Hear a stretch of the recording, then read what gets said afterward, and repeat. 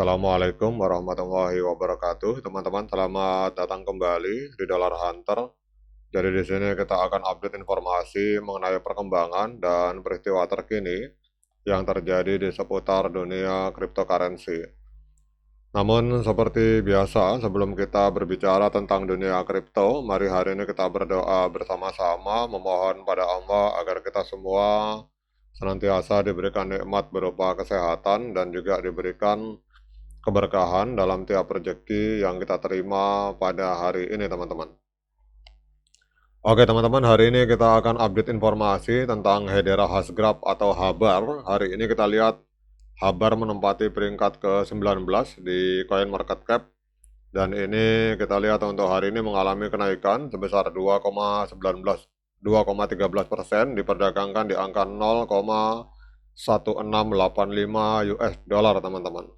Nah, kita akan update beberapa informasi terbaru tentang Hedera Hashgraph atau Habar, teman-teman. Jadi kalau kita lihat di sini dari data yang dikumpulkan oleh Sosopelo per tanggal 20 Oktober 2025 pada saat video ini saya buat. Yang pertama adalah untuk perkembangan ETF Habar.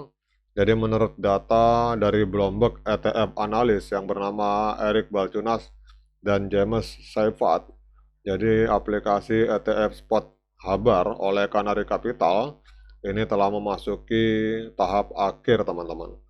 Jadi kode tikernya nanti HBR, kemudian biaya manajemen 0,95%.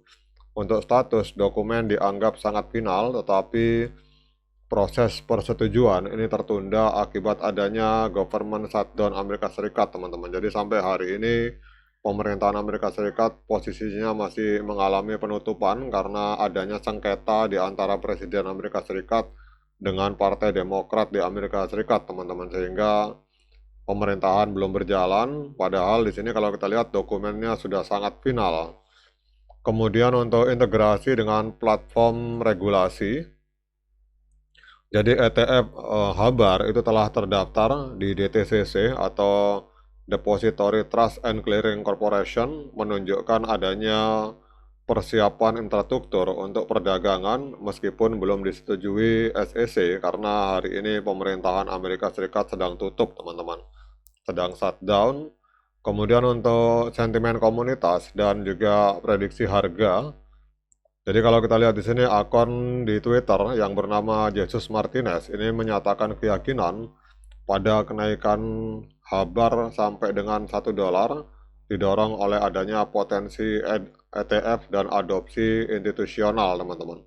Kemudian akun Twitter yang bernama The Money App melaporkan rencana Rexshare dan Osprey Fund untuk meluncurkan ETF Hedera Hashgraph atau Habar.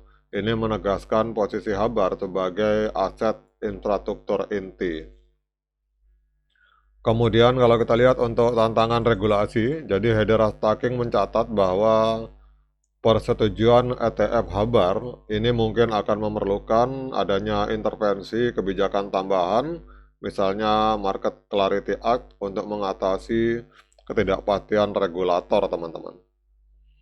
Kemudian dalam konteks untuk pasar kripto, kita berbicara aliran dana secara keseluruhan. Jadi untuk Bitcoin ETF, teman-teman, ini mengalami minus 1,2 miliar US dollar dalam time frame mingguan, sementara untuk Ethereum minus 312 juta US dollar, teman-teman. Jadi ada uang keluar dari Bitcoin ETF dan dari Ethereum ETF, sehingga beberapa hari belakangan kita tahu bahwa market berdarah-darah, teman-teman, karena banyak orang yang menjual Bitcoin ETF maupun Ethereum ETF.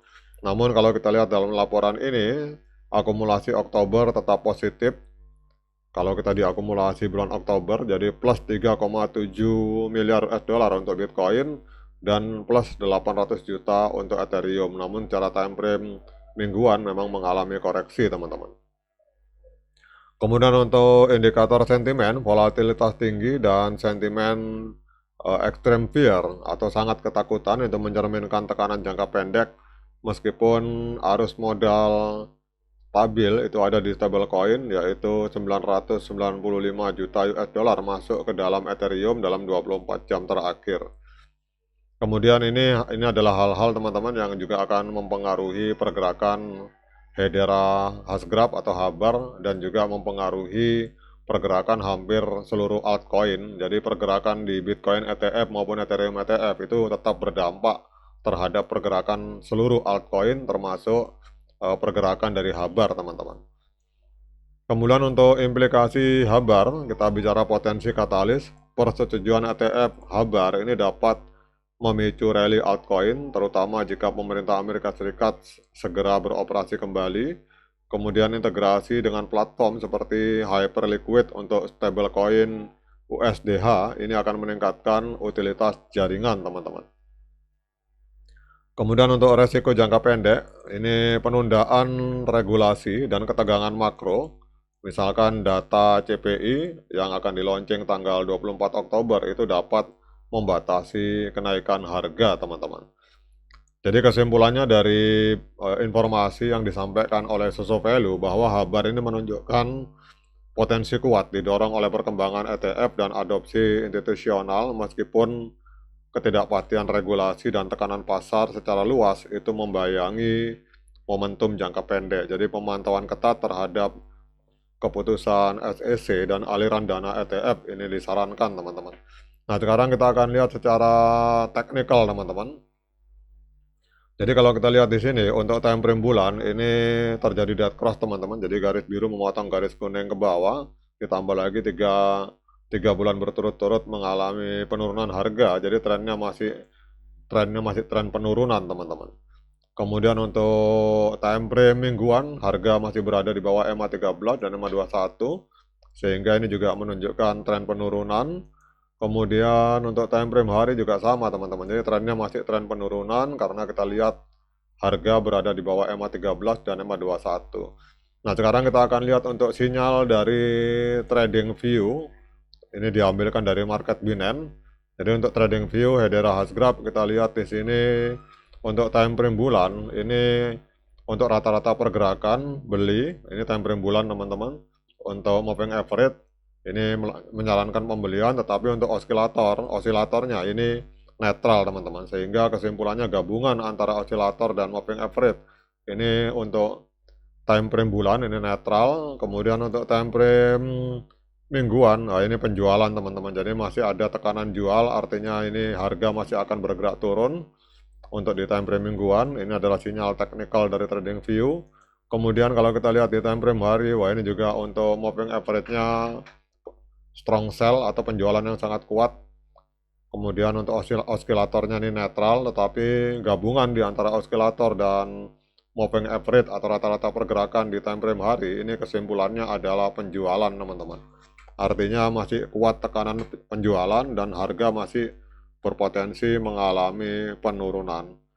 Oke, teman-teman, kemudian pertanyaannya apakah hari ini layak bagi kita untuk melakukan pembelian token Habar? Nah, untuk menjawab pertanyaan tersebut, saya persilakan teman-teman untuk melakukan dior dan investigasi secara mandiri, karena uang Anda adalah tanggung jawab Anda masing-masing. Oke, teman-teman, semoga informasi ini bermanfaat. Sekian dari saya. Assalamualaikum warahmatullahi wabarakatuh.